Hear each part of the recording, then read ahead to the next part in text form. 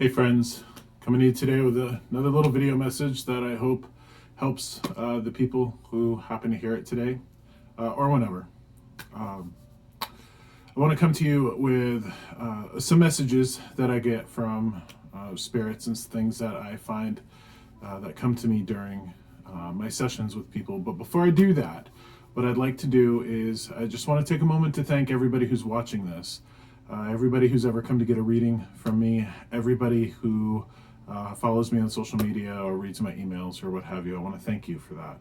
I didn't have a great week, and we all have different weeks, some good, some bad.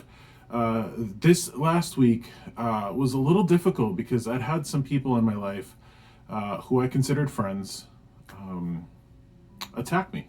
And I know that comes with this territory. I know when I set out to call myself a psychic medium, whatever that means to people, that I am going to get a certain amount of flack from a certain amount of the population. I just wasn't expecting it from my friends or from people that have known me for quite some time. I just launched a little marketing campaign this past week for a fundraiser that I'm doing here in town for a local nonprofit called Funds for Families, and this nonprofit helps families that are affected by cancer raise funds. So I'm going to do an afternoon of spirit communication, doing my thing in front of hundreds of people, all in the hopes of raising money for this nonprofit. I'm not going to make a cent doing this. And this person that I'd known for years, 6, 7 years, had plenty of interactions with, all of a sudden came out and started to tell me that I'm a fraud and I'm a charlatan and that I'm ripping people off and how dare I take people's money and how dare I take advantage of people's grief.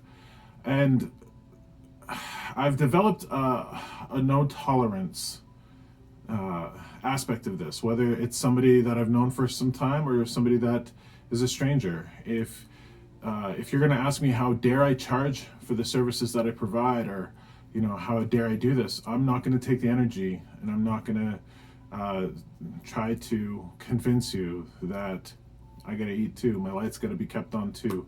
I'm not going to do that, and I'm not going to convince you that I'm not a fraud. If you can't see that I'm doing this for hundreds of people, in front of hundreds of people authentically, and you can't see that, then there's absolutely no convincing you. And when those things happen, it makes me realize, another instance that I had is I had a friend who, as soon as my husband and I started to do this, they kind of wandered away from us and grew distant. And I heard through the grapevine that they feel that when we're doing this work that we're doing, that we're opening portals to evil, that we're connecting to nefarious and negative spirits. And I know that's a lot of conditioning, and I know it's a lot of crap from our society, but it still hurt because this is somebody who knew us, knew our family, knew that we were good people, and yet still had this conditioning and programming from culture, from religion, from whatever, thinking that we were opening portals to evil.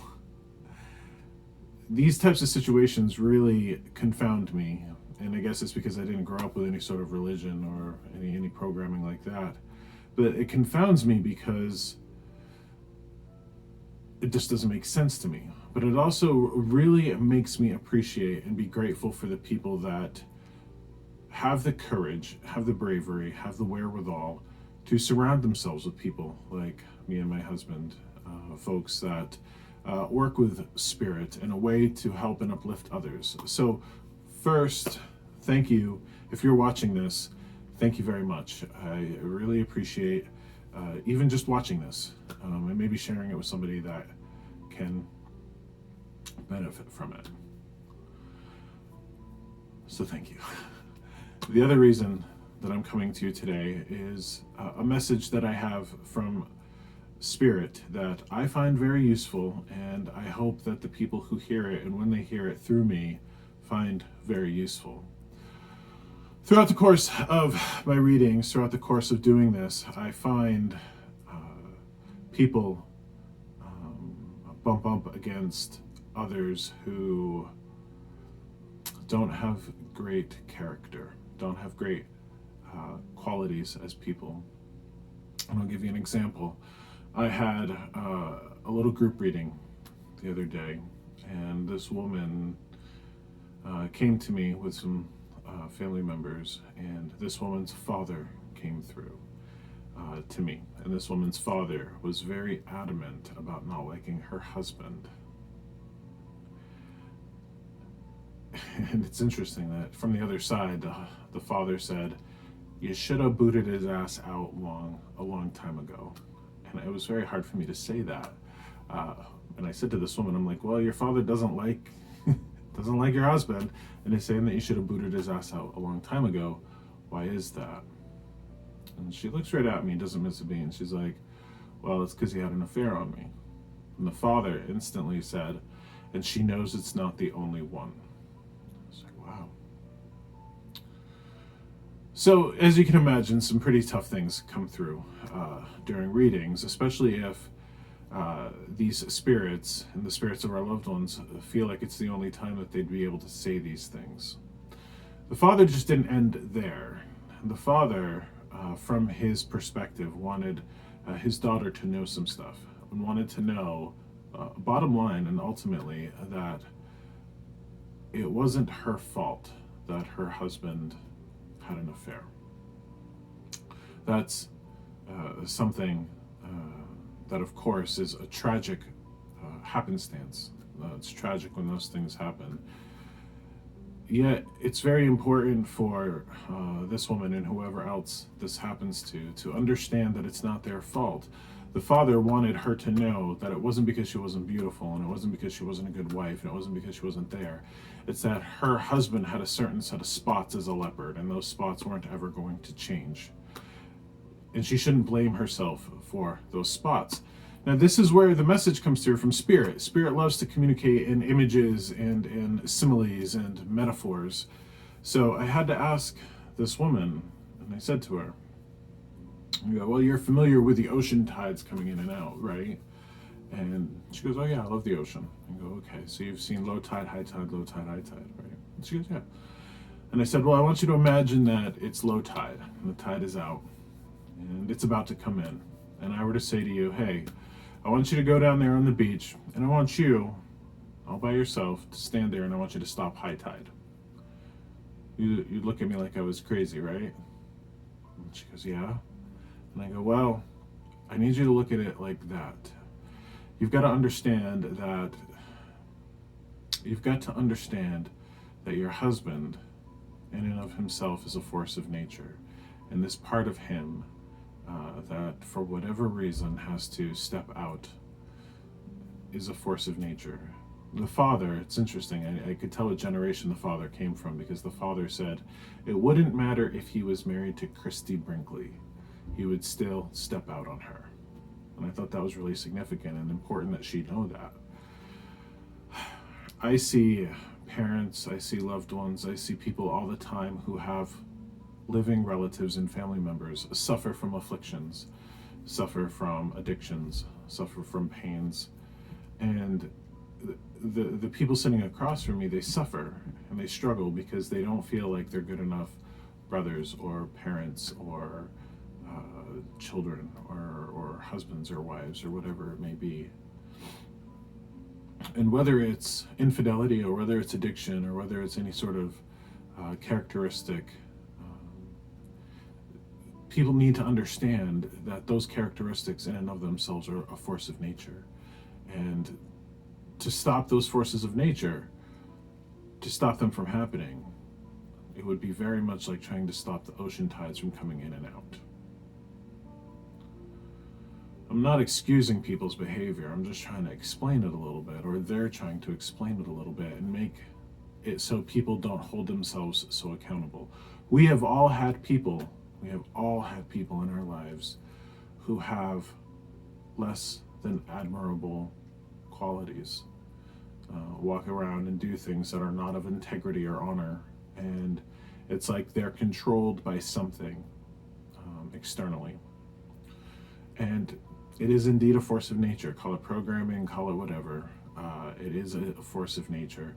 And to blame yourself for it, to think that you weren't a good enough person, you weren't a good enough mother or a father or a son or anybody else, that you weren't good enough for that person. That's wrong. That's wrong. What they're dealing with is a force of nature. And just because they're not strong enough to handle it doesn't mean that you should blame yourself for it.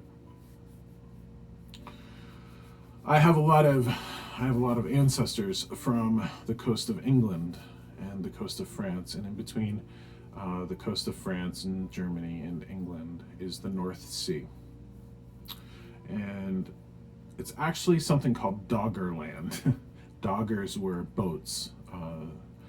And what I found, and I do a lot of history study, and what I found is that the North Sea used to never be there. That the Isles of Britain, Scotland, and Ireland used to be connected to Europe about 8,000 years ago.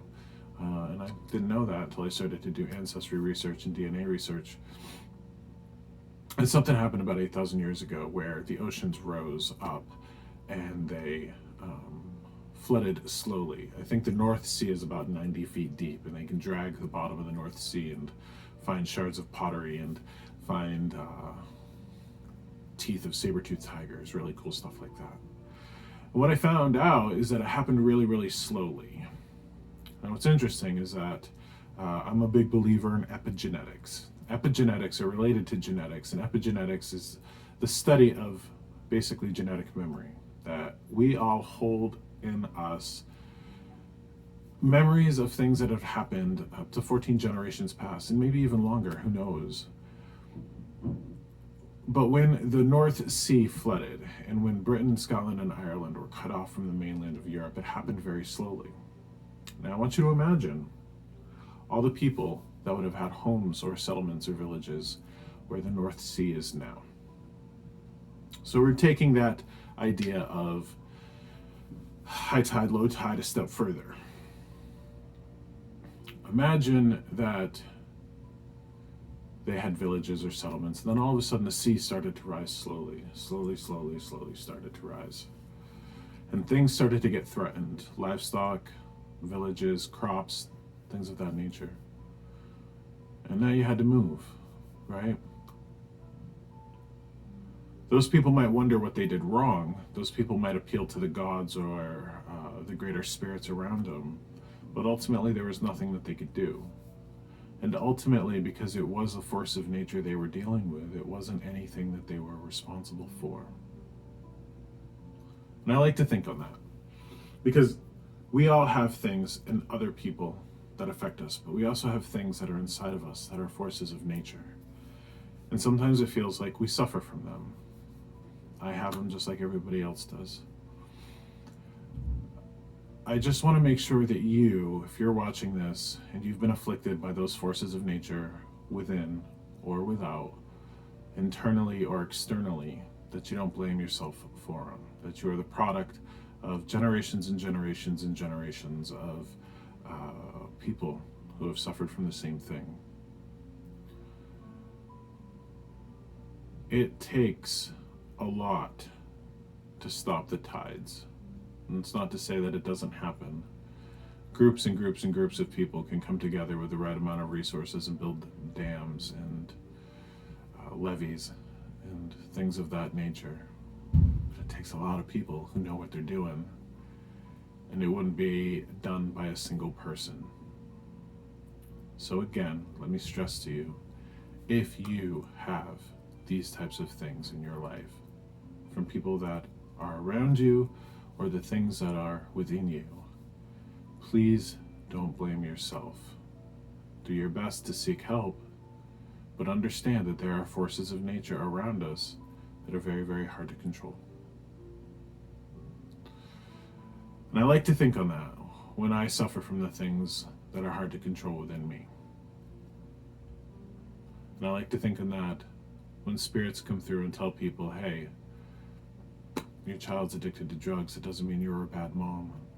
Your husband stepped out on you, it doesn't mean that you're a bad wife. It just means that they suffer from something that is external to them and is a force of nature. So keep the chin up and keep your shoulders held back and high and proud. And don't ever let anybody else's failings or characteristics or problems that they have that are bigger than them define your character or your self-worth, because that's not fair to you, and it's not fair to the ancestors and loved ones on the other side that are watching you suffer from those things. Just like the people that suffered from that flood where the North Sea is. They did what they could. They picked their homes up, they picked their families up, they might have moved their livestock or what have you. But when we suffer under forces of nature, when we suffer through times of transition, we sink or swim. And it's very important to keep that in mind. So I want to leave you with that. I want to thank you for following me on this journey, because it is an incredible journey and I am incredibly blessed to be able to do what I do. And I wouldn't be able to do it without the people who are brave enough to do it with me. And that needs to be noted. But I also want to just remind you, life's too short. The world's too harsh to blame ourselves for the things that we suffer from. Keep that in mind as you make it through this week.